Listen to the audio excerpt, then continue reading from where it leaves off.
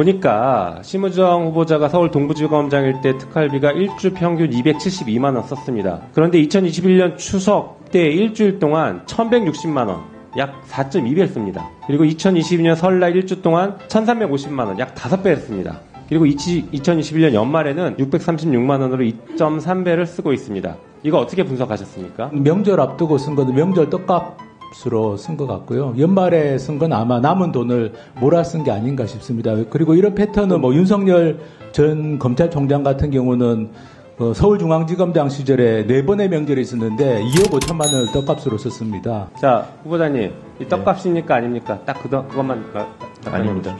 떡값 아니에요? 예. 네, 답변 들으셨죠? 어떻게 보십니까? 그 명절을 앞두고 갑자기 특수활동이 집중될 리가 없고, 저는 솔직하게 그냥 명절 떡값으로 썼다라고 인정하시는 게 좀 좋지 않을까, 국민들에 대한 예의가 아닐까 싶습니다. 그렇죠. 전체 확인한 게 6만 장 정도 되는데요. 검찰에서 실수로 가리지 않은 자료가 한 0.2%, 한 100장 정도가 됩니다. 사실 특수활동에 썼다고 보기 어려운 것들이 대다수입니다. 이를테면 뭐 파리바게뜨 한정판, 헬로윈 케이크를 샀다든지, 뭐 스타벅스에서 음료를 사고 뭐 상품을 받기 위한 프리퀀시를 적립했다든지, 공기청정기 대여비로 썼다든지, 아니면 뭐 검사들하고 가서 이제 한우나 뭐 염소고기 이런 회식을 했다든지.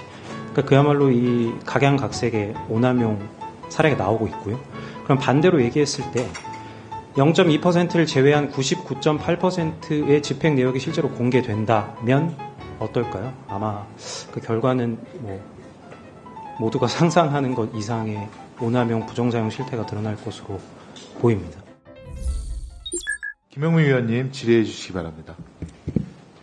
하승수 변호사님 앞으로 좀 나와주시고요. 네, 그 사이에 잠깐 얘기 좀 해볼게요. 검찰 정상화법에 대해서 자꾸 뭐 여러 가지 얘기들을 하시고 뭐 위헌이다 아니다 이런 얘기까지 하시는데요. 이런 얘기가 왜 나왔는지를 좀 반성부터 하십시오. 만약에 김건희 여사에 대한 수사 제대로 했으면 국민들이 검찰개혁 하자는 얘기 안 했을 겁니다. 검찰한테 수사권 주자 이렇게 얘기했을 겁니다.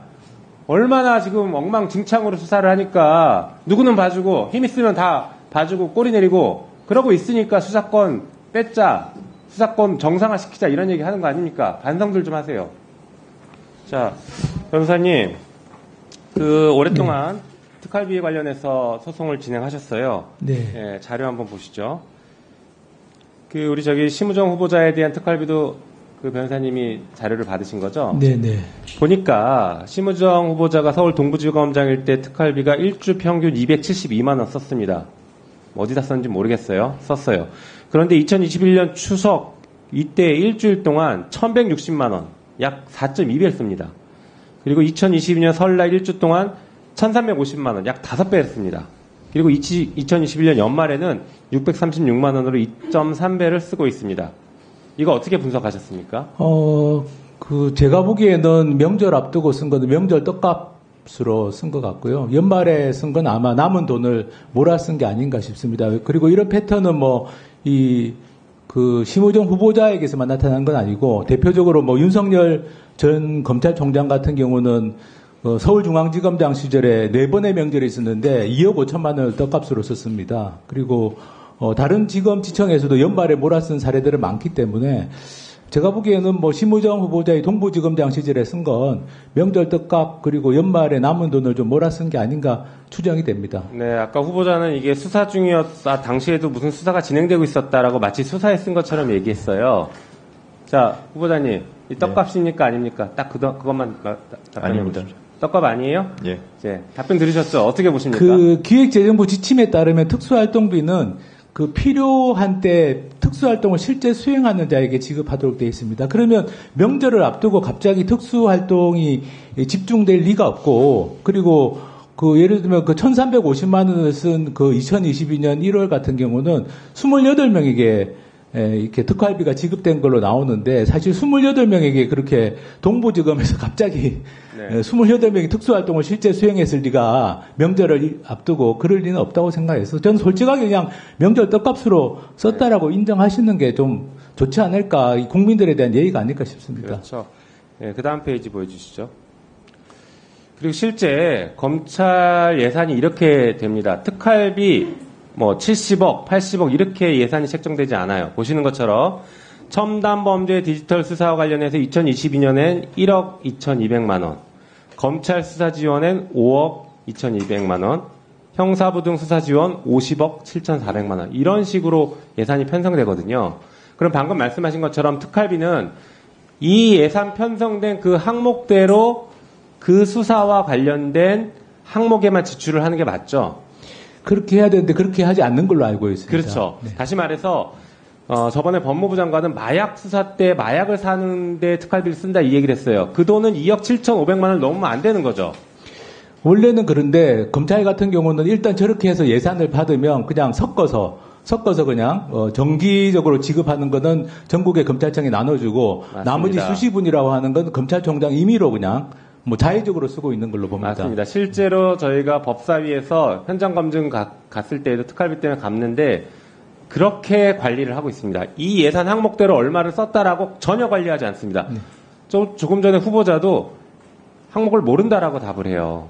이게 심각한 문제 아닙니까? 저는 이거 범죄라고 보는데 어떻게 보십니까? 예, 뭐 사실은 국회에서 통과시킨 예산을 완전히 무시하고 돈을 사용하는 것이고 또 기획재정부 지침에 어긋나는 부분이 많은데 그 중에 일부는 범죄에 해당할 수도 있다라고 생각합니다. 네, 그러시죠. 예, 그럼 들어가시고 네, 그 다음에 임선웅 기자님 잠시 나오시겠습니까?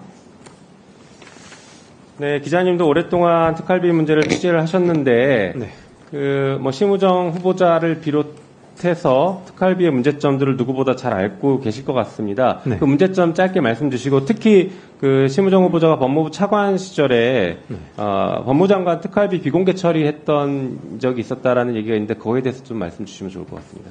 네. 시간이 별로 없어서. 그냥 답변하시면 됩니다. 네. 일단 그 검찰 특수활동비 자료 같은 경우에는 제가 확인한 자료가 지금까지 공개받은 자료 전체 확인한 게 6만 장 정도 되는데요. 6만 장 중에서 집행 내역을 좀 구체적으로 가리지 않은 검찰에서 실수로 가리지 않은 자료가 한 0.2%, 한 100장 정도가 됩니다.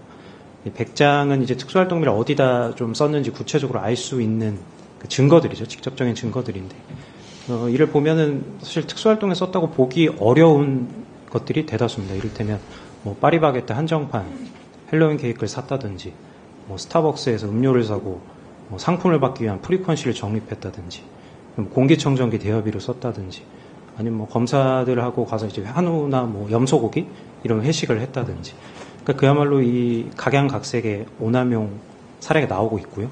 그럼 반대로 얘기했을 때 0.2%를 제외한 99.8%의 집행 내역이 실제로 공개된다면 어떨까요? 아마 그 결과는 뭐 모두가 상상하는 것 이상의 오남용 부정사용 실태가 드러날 것으로 보입니다. 좀 아까 하승수 변호사께서 설명하신 이런 이제 특수활동비가 특정 기간에 몰려서 집행되는 것 또한 특수활동비를 특수활동에 쓰지 않는다는 아주 강력한 정황으로 보이고요.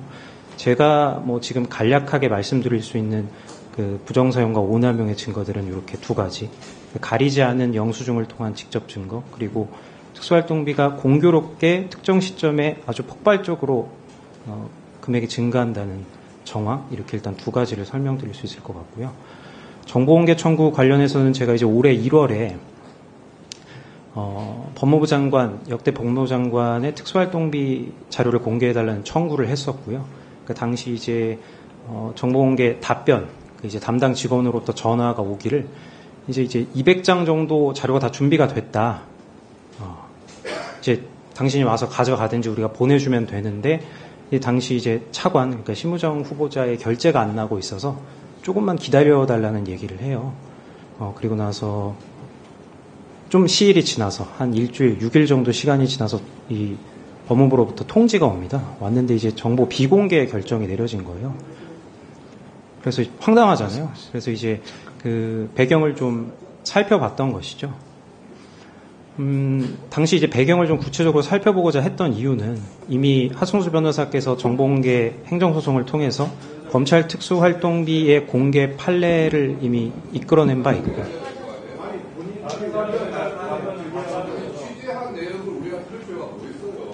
아주 중요한 증거 내용인데요. 네. 새로운 내용이라. 네. 예. 그럼 참고인께서 네네. 예, 한 3, 40초 내로 마무리해 주시죠. 예. 네, 알겠습니다. 뭐 아무튼 그렇게 해서 이제 정보공개 그러니까 비공개 통지된 것을 뭐 배경을 좀 살펴봤고, 뭐 법무부 내부 직원으로부터 일종의 뭐 증언 비슷한 것을 들을 수 있었는데, 당시 이제 법무부 장관의 특수활동비 자료가 공개되는 것을 기화로 해서 이 검찰 내에 법무부에 이제 파견되어 있는 엘리트 검사들이 주로 속해 있는 검찰국이라든지 이런 곳에 특수활동비 자료가 연쇄적으로 공개되는 것을 좀 우려한 것 같다라는 취지의 답변을 들었고, 그 내용으로 당시 이제 비공개 결사 결정에 뭐 국민의 알 권리나 이런 부분들은 좀 등한시되어 있는 것이 아닌가, 뭐 그런 의혹을 뭐 갖고 있어서 관련 내용을 뭐 기사화한 적이 있습니다. 네, 알겠습니다. 예, 김영우 의원 수고하셨습니다. 네, 다음은 잠깐 답변 드려도 되겠습니까? 주진우 의원님, 예, 위원장님, 제가 바랍니다. 잠깐 답변 드려도 되겠습니까? 혹시 제가 하나 좀 말씀드려도 되겠습니까? 잠깐, 예. 주진우 의원님 질의하시고 예, 그 다음에 알겠습니다. 말씀에 예. 답변해 주시죠. 주진우 의원님 하시죠. 예. 아니, 말씀드릴 기회 드리겠습니다. 제 질의 시간 이용해서 할게요. 그럼 특수활동비에 대해서 지금 들은 내용에 대해서 좀 설명해 주시죠. 예, 우선 지금 특수활동비가 일선에 내려갈 때는 세부 항목이 지금 뭐 달리 지금 사용된다고 계시는데, 수사라는 게 하나의 수사만 있는 것이 아니고 수사 자체가 여러 가지 성격을 가지고 있어서 그거를 일일이 구분해서 쓰기 어려운 경우들이 많습니다. 예를 들면 딥페이크 사건 같은 경우에도 형사 사건일 뿐만 아니라 사이버 문제 같은 여러 성격을 갖고 있기 때문에 그렇게 쓰일 수 있는 것이고, 두 번째 이제 장관 특활비 공개 부분에 대해서 임 기자님이 말씀해 주셨는데, 저는 그게 뭐 검찰국이나 이런 부분에 대해서 연쇄적인 걸 미치는 것보다 제가 보고를 받았을 때 이 장관실에서 특활비가 집행되는 내용은 사실은 장관실 인원이 많지가 않습니다. 지난 정부에서 장관실 특활비 집행 내역이 공개되는 것도 마찬가지로 모든 기준과 원칙과 동일하게 편성 집행 목적이나 수령자가 특정될 수 있는 내용은 정보공개 판결의 취지상 공개돼서는 안 된다는 그냥 그런 원칙과 기준에 따라서 저는 지시를 했을 뿐입니다. 네, 그 정도 듣겠습니다. 네.